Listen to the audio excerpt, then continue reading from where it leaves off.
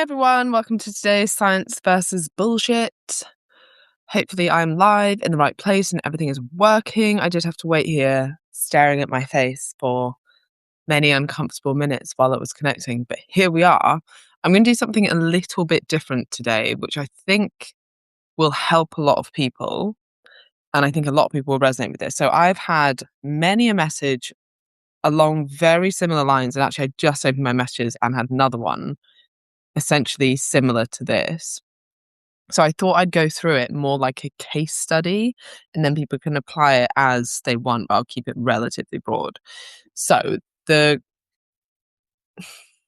message was, hi there, I saw your post on supplements and what's required / what is not. I currently take collagen powder in tea, well woman vitamins, star flower and magnesium, and then ashwagandha in the evening. Not 100% sure why I take it all. I'm 40 and I train well. I eat okay most of the time. I struggle with bloating, but don't want to add anything else in, but constantly see ads for how their new product, quote unquote, fixes this. Am I getting the supplements wrong? Struggling to know what's right to take and what's hype. Thank you. Okay, well, this is perfect for numerous reasons. One, because I think a lot of people will resonate. And two, because this is exactly why I'm doing such a big push on supplements and not buying supplements that you don't need. I think this touches on a lot of points that I want to make and a lot of ways that I want to help women. Another thing I just wanted to touch on, because I had a discussion about it today and it was obviously quite annoying to me, but somebody else was kind of claiming that I was like pulling women down. By women, she means Davinia Taylor, because I was calling out not her, but what she was saying about the supplement that she's paying millions of pounds to put in front of you to try and scam you into taking, that doesn't do what it says that she's doing, that it's doing. That's scamming, right? Pulling women down isn't calling them out when they're trying to scam women. Like, I would say pulling women down is trying to scam them under the guise of like feminine empowerment and feminism generally, all wrapped up in their marketing, as in like, women haven't been listened to, so I've made you this pill that's going to help you. Actually, the truth is, I can see that you have a problem. I can convince you that I have a solution to it, and I'm going to make lots of money off that. That's scammy. Anyway, back to this question, because I think this is a really common place for people to end up.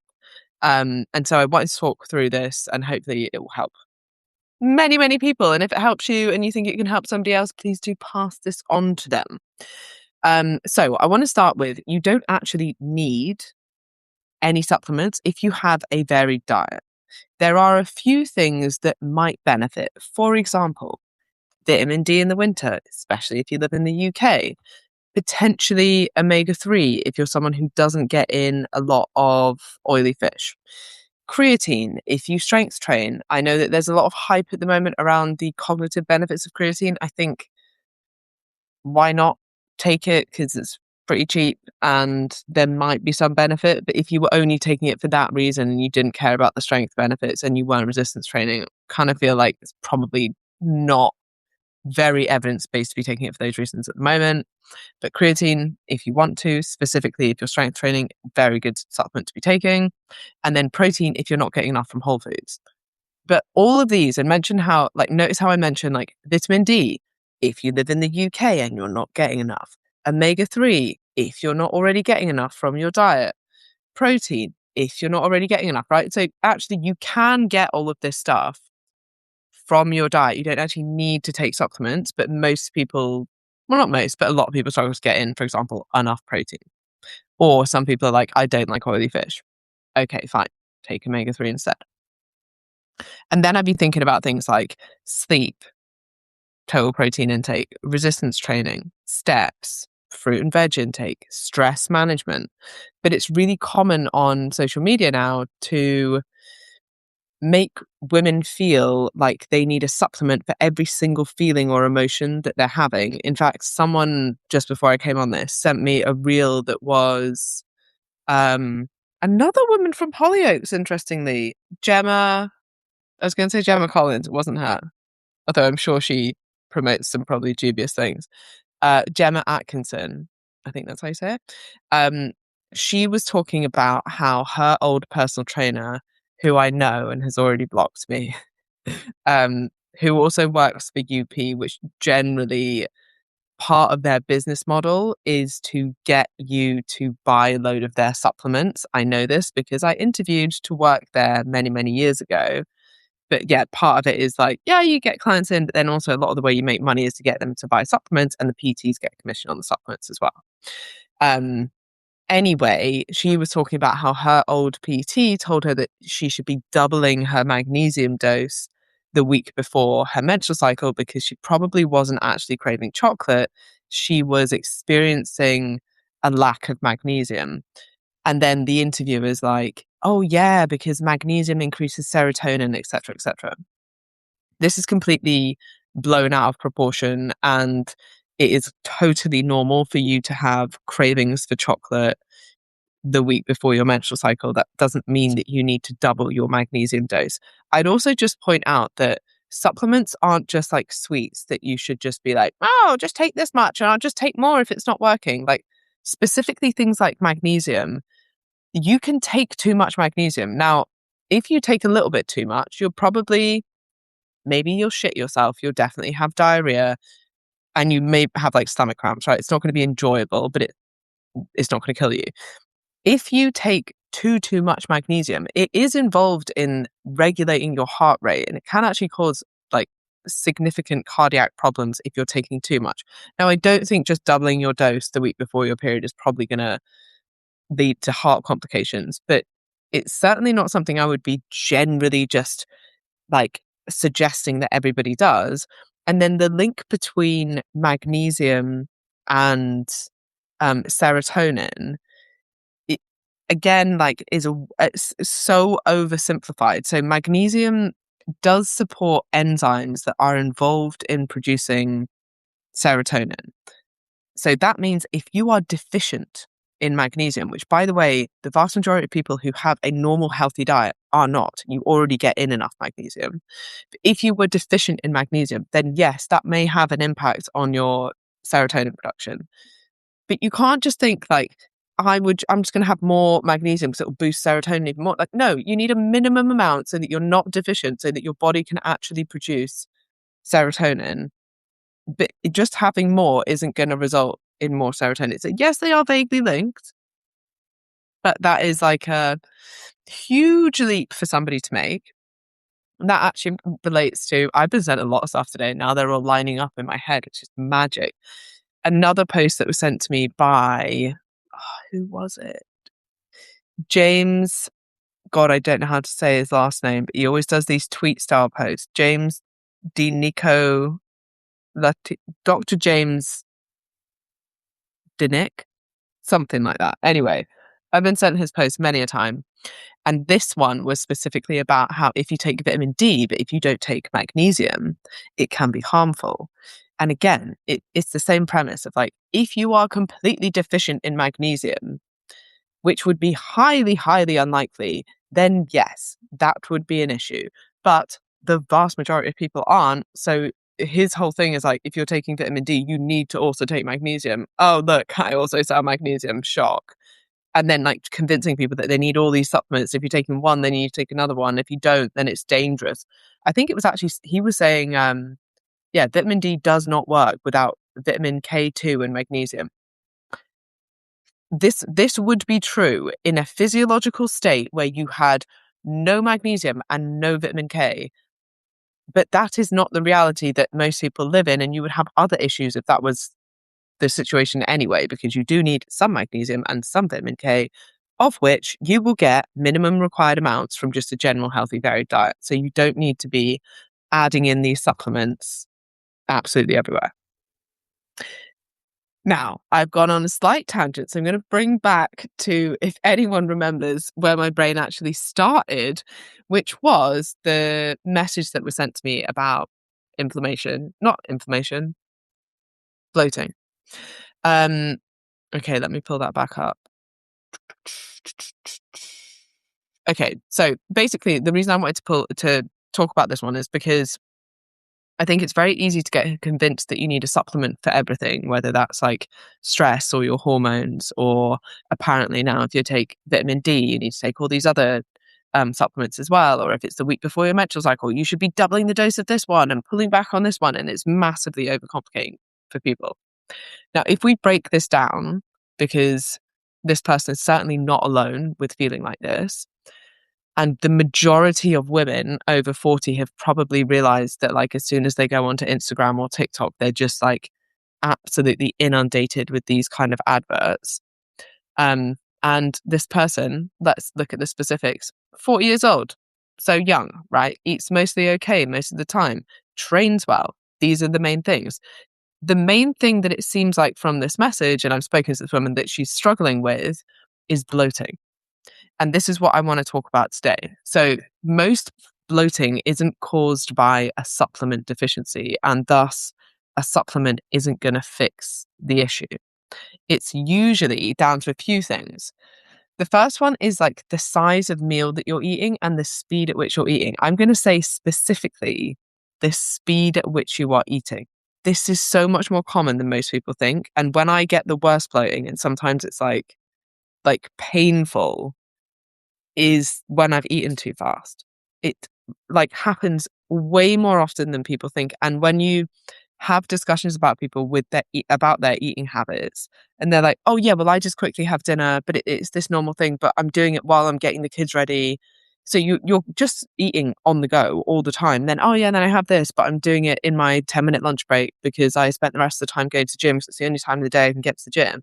So then I just wolf down my lunch. And then I feel really bloated afterwards. It's like, yeah, no, of course you do, because you're eating it kind of stressed, in a rush, really quickly. And that's usually, maybe not all the time, but like a large proportion of the time, what's causing the bloating is the speed at which you're eating. So the first thing I'd be looking at is, how quickly are you eating and how stressed do you feel when you eat? The second thing to consider, and what I'd be looking at from a potential changes to your diet perspective, is the amount of high FODMAP foods that you're eating. So high FODMAP foods contain short chain carbohydrates that are less easily absorbed in the small intestines. And then when they reach the large intestine, the gut bacteria will ferment them. So that fermentation causes gas, and that draws water into the bowel, and that can feel like what people class as bloating. So there are some people who are very sensitive to this, and experience it in a larger degree and then experience some pain from it. And there are other people who can eat high FODMAP foods and feel absolutely nothing from it and digest it really easily. Common foods that are high in FODMAPs, and by the way, you can just Google what, or ask ChatGPT what foods to maybe be looking at, just like testing, taking out and seeing how you respond, are things like onions, garlic, apples, wheat products, certain forms of dairy. Certain sweeteners can often cause bloating as well, because of the way that they don't break down quite as easily. And it's not that those foods are like inherently bad. In fact, a lot of them are great foods to include in your diet, like apples, but it's just that they ferment in a different way, or they're more fermentable, and some people's guts are more reactive to that. So you could kind of test out what's going to work for you or not.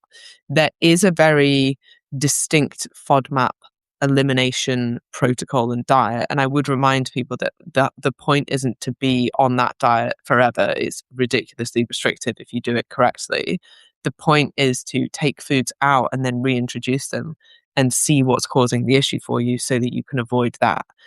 And just taking a supplement isn't going to stop your bloating. Unfortunately, it's significantly harder than that. The good news is then you won't be reliant on, I don't know, paying for £70 a month for Simproof for the rest of your life and still having symptoms.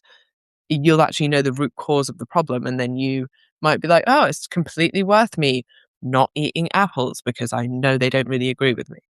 But you'd need to go through an elimination process to do this. The other thing that often causes bloating is chronic stress. And again, you don't need a cortisol supplement for this.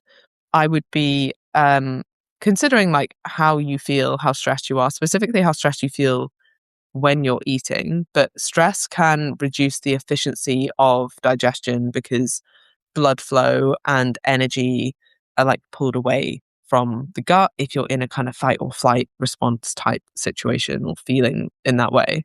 So consider things that might reduce stress. In this sense, the supplement that this person was taking, ashwagandha, may help at least short term. But again, I'm a big fan of actually going to the root cause of the stress rather than just taking a supplement and hoping it will help. That might be like a short term solution.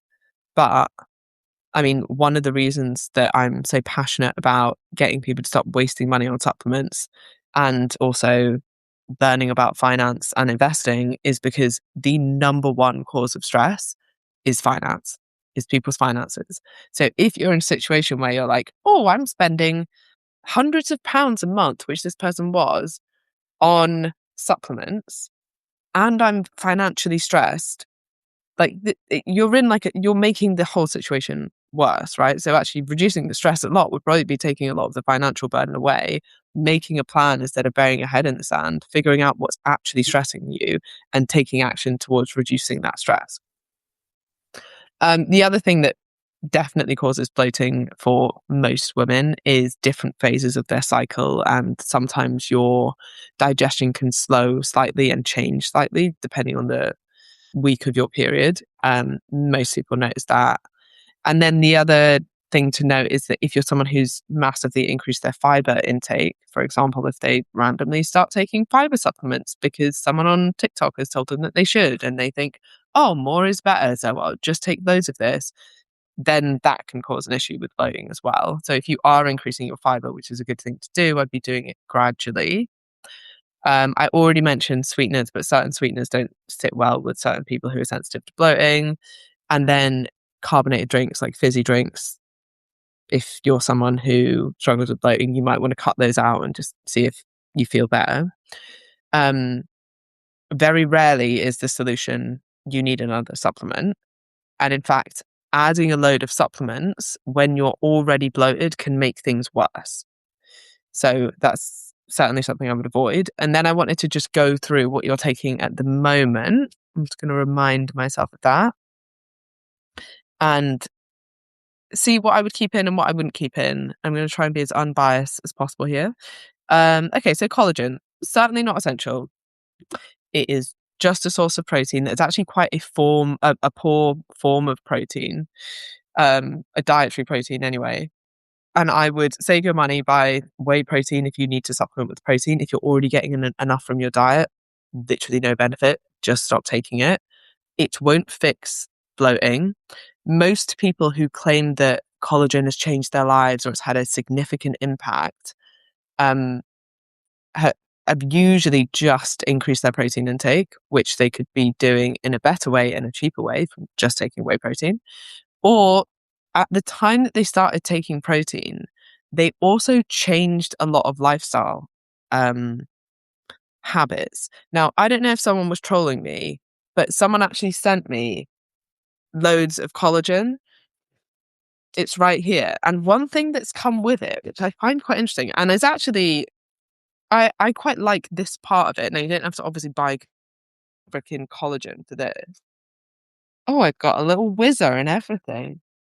Anyway, don't want to advertise this brand because I highly would not recommend, but they send you like a little did I take my collagen today, like tick mark thing that you can like put on your fridge and tick off. Now, if you're doing something that's healthy, or at least that you think is healthy, i.e. you're probably taking collagen because you think it's going to improve your health in some way, or your wellness, or your bones, or your joints, like it's meant to be a healthy behavior, you're much more likely to tick off this little thing and then sit down and have a nice breakfast, versus if you're not doing this, then it's much easier just to fall into old habits. So there's a behavior change element to this, which they've obviously picked up on, which with this part of it, I'm like, yeah, quite like that. But the actual supplement, no, massively overpriced and making claims. I mean, this is even claiming from age 30, your collagen drops 1 to 2% yearly. During menopause, you lose you lose another 30% in just 5 years. Like, where the hell is that coming from? There's absolutely no... I don't even know how they're measuring that. The result: fine lines, joint pains, and that feeling of aging overnight. The solution: replace the natural collagen, which, by the way, is going to break down into amino acids as soon as you eat it. Oh, and there's a bit of like the marketing on this, very interesting. So they've compared their their collagen, which is Elevate, to Absolute Collagen and Ancient and Brave, and the cost of it and everything. Still very expensive. Anyway, if anyone has bought this, apparently there's a 90-day money back guarantee. So you could probably still get your money back and be like, hey, I've noticed that you've been making loads of false claims. Can I have my money back? Thank you. And then you could invest that money and make it work for you. That's what I would suggest doing. Okay, so back to the question. Would I take collagen? No, you can take that out. You don't need that. Well Woman multivitamin. On a very like logical level, I've always kind of thought, well, why not take a multivitamin? And then you're kind of just like covering all your bases. And that makes so much sense. Actually, none of the research supports it. And it's quite surprising that there seems to be no benefit to taking multivitamins. Like, no long-term research has shown that there's a benefit to taking multivitamins, which surprised me, even in relation to what I was just saying about like it becoming a bit of a placebo. And then, well, you've taken your multivitamin, so you might be more likely to go to the gym or eat well or move more or do other healthy behaviors that align with that. But no, research doesn't show any benefits to taking a multivitamin unless you're deficient in something, in which case you should ideally be improving your diet. So I'm not like massively against multivitamins. If you do want to take them, there's just probably no benefits taking them. I wouldn't go and buy some really, really expensive ones, because you can get wildly expensive ones. But generally, would probably take it out, but not the worst thing you could be taking. Starflower oil. This is usually promoted for like some kind of hormonal symptom relief. The evidence is pretty poor. Again, it's not going to be harmful. It's just going to be a bit of a waste of money. So if you wanted to keep it in, I see no downside apart from wasting money. So that's up to you. Magnesium, only if you know why you're taking it. So don't just take it because you think that you need it. Like, unless you were deficient in it, in which case you should just be would be looking at your diet for that. But if you're taking it, say, for sleep, I'd make sure that you're taking glycinate, has the best evidence for sleep, or citrate. They are generally the two best forms. I would avoid oxidate because it doesn't absorb very well. That is often in a lot of things because it's a very cheap form of magnesium. So people will be like, oh, this supplement has this, this, and this. And we put magnesium in too. This is one of the issues with like supplement blends, is that they throw a load of stuff in so that they can make all these different claims. But actually, the type of magnesium that's in there doesn't even help with sleep, or probably isn't even going to be absorbed into the body. So be careful what type you're taking. But I think another kind of line that this person said in their message to me that is really important is like, I don't really know why I'm taking all of this. I've just kind of been told by ads on social media I should be taking all of this, and it's really convincing, which it absolutely is. So I'd always question, like, why am I taking this? Because to me, it sounds like this woman is 40 years old, training really well, eating pretty well most of the time, struggles with a bit of bloating. I'm willing to bet that's more to do with the fact she probably has a really busy life. She's probably running around off everybody else, probably never sits down to actually eat, probably has quite a lot of stress. And that's most likely what's causing the bloating. So magnesium, I'm not really for or against it. If you think it helps with your sleep, continue to take it. Ashwagandha can help with like perceived stress. There is a bit of research around this. It's not going to help directly with bloating, aside from the link between stress. And actually, sometimes people experience a little bit of GI distress with ashwagandha. So I'd be very careful of taking the supplements that you don't need. And then actually, it could be making things worse. And I see this quite a lot with women who struggle with bloating or like digestive pain. And then you look at what they're taking, and they're taking so many things because different people have told them that different things are going to help them with their bloating or their digestive pain. And then actually, it's all of the supplements that are kind of causing the problem because you're taking so many different things. You don't know what's working and actually what's making things worse. So in this person's situation, I would cut out everything and I'd go back to the list I spoke about at the start, which was vitamin D in the winter in the UK, omega-3 if you're not getting in oily fish, creatine if you're strength training, which this person is, protein if you're not hitting your protein target from whole foods, and just like give your body a break and try and think about eating a little bit slower. And I'm willing to bet the bloating significantly improves. Um, yeah, most people don't need to be taking supplements, and there's very few supplements that have any evidence to help with bloating. So I don't think that you're like quote unquote getting the supplements wrong, but I just think you've been victim to being convinced that you need to take all of these supplements. And I think a bit of a like washout period would probably help significantly for you. Some other forms of supplements that are promoted for bloating that I would highly recommend people avoid are things like digestive enzymes, probiotics. They're meant to be strain specific and they're marketed much more broadly, and huge claims are made about them that are unfounded based on the evidence that we have.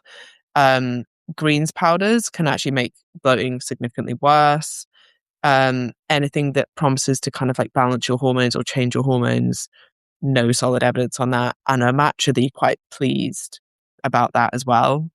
Because I think people see supplements almost as like things that have no harm. Like there are supplements that you can take too much of and will cause negative side effects, like we've seen this with MCT oil and grass-fed butter, and then people's blood markers of cholesterol going up. Like that's not a good thing long term. We see it with, you can very much overdose on things like magnesium. You can certainly overdose on things like electrolytes, which can be very dangerous. Like you shouldn't just be taking these as if they're sweets. Like some people drink electrolytes as if it's juice. I'm like, you can have too much potassium and that can cause significant problems with your heart. Like it's not a good thing to be just taking these as if they have no impact.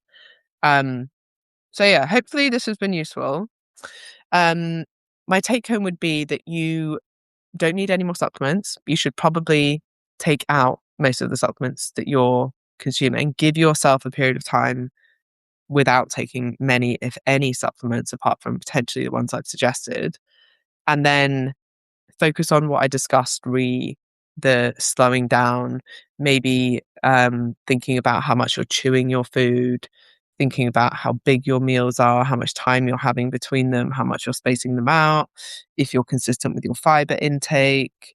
If you also notice, and this would be a good thing to keep a little bit of a diary of, is like your symptoms. Is it worse at certain times of the month? Is there a hormonal element to it?